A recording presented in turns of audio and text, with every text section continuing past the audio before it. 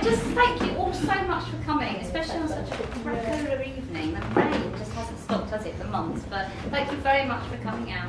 My name's Amanda and I own Ruby La La, for those of you that don't know me. I know most of you do, but for those that don't. So Ruby La La's my dream, my passion.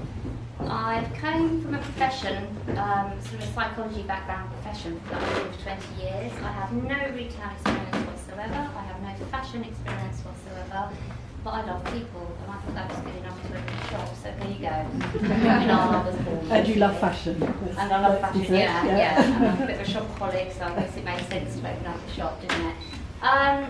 So the most important thing to me is customer service, and I think here at Ruby La La we do our best to offer really good customer service. As a consumer, when I opened up the boutique, I thought, what's important to me? And I think what's important to me is everything that you see in Ruby La La. So having a sofa to sit down, so when you're watching your friend change, and you can sit there, have a coffee, complimentary coffee. We've got the magic mirrors where you can see the back of you. We don't all want to see the back of ourselves again, but they're there if you want to have a look at the back of you. So it really is a combination of everything that's important to me. Beautiful style clothing, great staff to work with. We have such a screen, it's really lovely. And the people of Farnham and the surrounding areas have been absolutely lovely. So that's really what Ruby La La's about. So like I say, no fashion experience, no retail experience, but you know what, it's going okay. So I'm here to stay, so that's really good news. Okay, I just want to start off. I'm going to try and make this as brief. Apparently I've got 15 minutes and I do like to talk, but I'm going to try and make this as very brief as I can. So apologies if I talk quickly, but I've got a lot to get in before I hand over to Dal and Georgie. Okay, so I just want to tell you a very, very quick story. I'm on my second marriage. I say on my second, you don't know, I might get third or fourth. Keep your options open, haven't you? But when I was married to my first husband, I went out one day and I went shopping with a friend of mine, and we were in Debenhams and I saw this beautiful pink coat. I absolutely loved it, fell in love with it. And my friend said, "That coat's so you've got to get it." And I bought it, and it's still hanging in my wardrobe, and I'm writing a book actually, and it's called The Pink Coat. So I bought this pink coat home, and my first husband I was married to said, "What do you do with that?" And I said, "It's a lovely coat, I bought it today, don't you like it?" And he went, "That's really not you, that isn't you at all."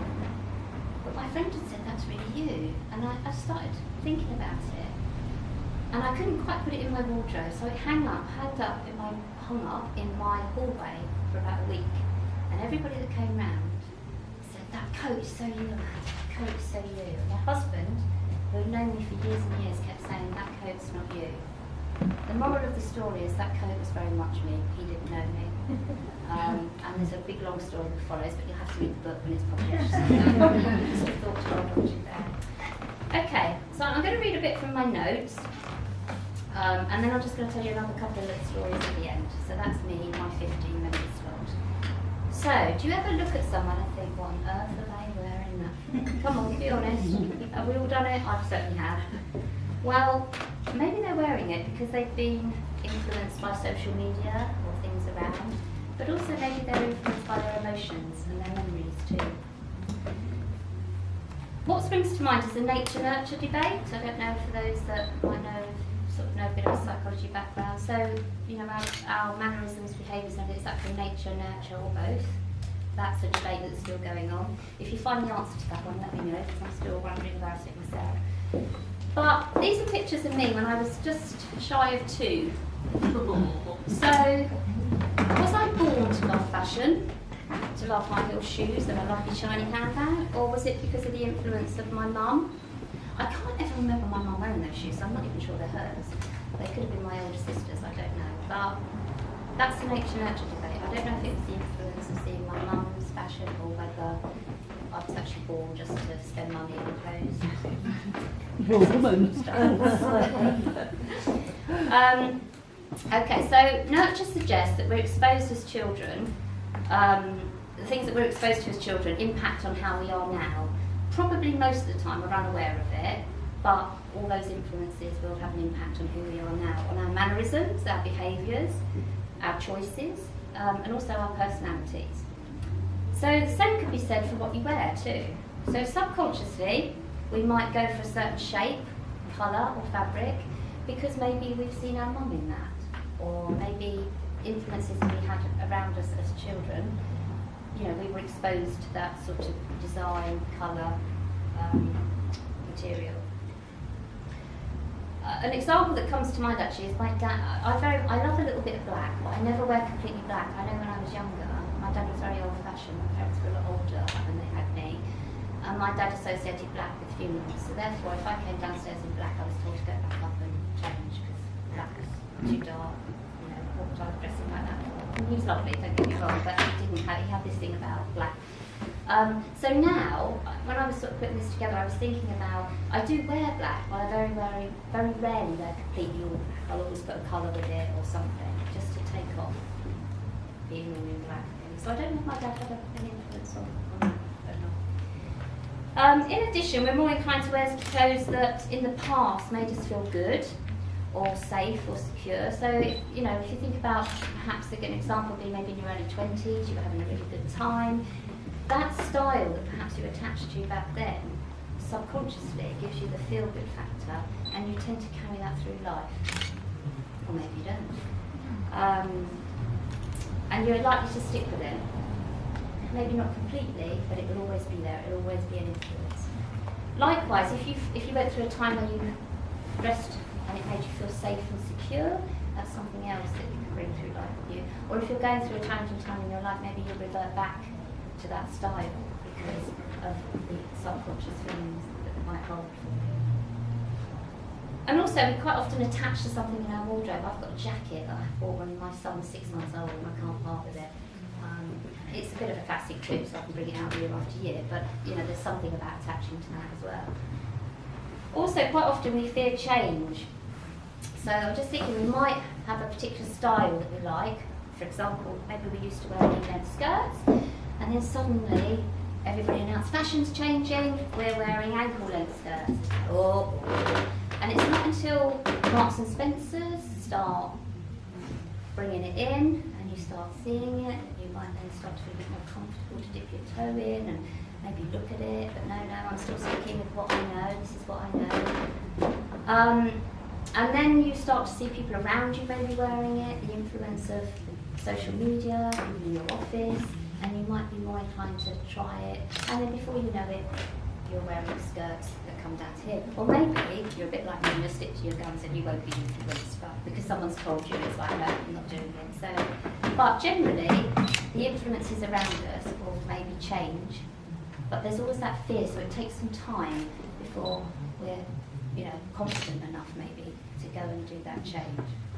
And sometimes we have to have an okay, we have to know that Marks and Spencer's okay that style, or our favourite brand okays that style, so then it's okay to wear it.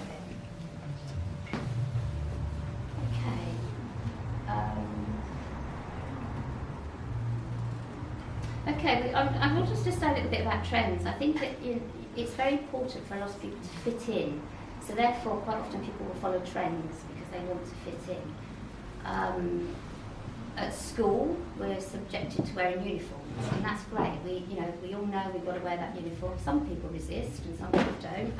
But generally, a majority of people will fit in with whatever the trend is and whatever they're told to wear. And that quite often happens in the workplace as well. So if you work in a factory, you might be inclined to dress like that style that people are wearing in the factory. For example, you probably wouldn't wear stiletto heels maybe you would, but generally you wouldn't wear stiletto heels if you're working in a factory. If you're in a corporate environment, that will influence whatever people around you are wearing, or whatever's acceptable to wear will influence you at that time. But goodness me, if you've got a night out and someone says, coming out tonight, what do you wear? Because you haven't got that influence, you don't know. You've got to start thinking for yourself and be an individual. And then, oh my goodness, if they say it's smart casual, what does that mean? Where does that leave you? Panic, because you're used to familiarity, and again, this is all subconscious stuff. You're used to dressing in certain ways, and then suddenly you've got to think for yourself, and that can be really difficult to think outside of the box. and to perhaps face that fear of wearing something a bit different. Also, our sense of self is often reflected in the style that we wear. If we're changing our style quite frequently, and this isn't set in stone, this is just a theory. But if there's if you're changing lots of styles and you're not quite sure where you fit, perhaps you're a bit lost in life as well. So maybe that reflects what's going on in life for you as well. Maybe you're sticking with what you know. Does that mean that your life's a bit of a rut, that you're stuck in a bit of a rut? You're not used to stepping outside the comfort zone, maybe not. I suppose what I would encourage, and what I generally encourage customers to do, is to bear in mind trends, follow trends. I have to buy stuff that I know is a trend, because that's what people want to wear, but also don't forget you and your style, and bring into that trend your style and your own personality. Don't just try and follow a trend, bring in you as well, and work alongside the trend. Be imaginative, think for yourself, think outside the box a little bit. Don't be too frightened. And if it is a bit frightening, dip your toe in and come back out for a bit until you feel a bit more comfortable. But let your personality come through. And I think sometimes in what I buy as well, lots of people say, it's interesting because lots of people say a lot of the stuff that I stock is 60s. 60s looking, and I come from the 60s and my parents were a lot older, so my mum sort of dressed a bit like that, and maybe that's that subconscious stuff that I was talking about at the beginning. If you've got a healthy self-esteem, then I think you can mix the trend and your personality. If you find yourself just following trends and following what's expected of you, I would maybe encourage you to think a little bit about your self-esteem and where you are. I just want to give you an example of a lady that came in the shop. I'm not quite sure she walked out and got divorced, but hopefully she didn't. But she came in and she said, I absolutely love everything you do in here. It's beautiful, it's really lovely. And she walked out without buying anything. And I happened to chat to her at the door, it was right literally by the door. I said, can I just ask you just for feedback why you're not buying any things? It's not to put you under any pressure, but I'm a new business, I'm interested in people's feedback. She said, well, I've got nowhere to wear it. So I said, well, what do you mean we've got nowhere to wear it? She said, I don't do anything. So I said, well, what do you wear? She said, well, this is what I've got on. And that's all I ever wear. You know, I'm a mum, I take kids to school, this is all I ever wear. So I said, does your husband ever say you look nice? And she said, no. I said, did you ever tell him he looks nice? What does he wear? She said, you know what, we never just bother. We just don't bother anymore. It's all about the children, just about life. And I've just realised that we don't actually bother. She said, and I love everything that's in here, but I really haven't got the confidence to wear any of it. And I thought it was really sad, and I could see that she was really sad. And I said to her, well, maybe what you're wearing is okay. You look lovely. You look really, really lovely. I said, but maybe come back again and have another visit sometime and see how you feel when you come back. And she said, yeah, well, no, I will do that. So, I think the reality for her, what dawned on her, is that perhaps she has gotten a bit of a rut, so she isn't really being very imaginative. And I guess life does get in the way sometimes, and that's the way it is. But hopefully I've encouraged her to at least come back at some point. Of course, this is all just a load of theory. Don't go believing any of it. As Freud once said, sometimes a cigar is just a cigar. So it's just some thought, really.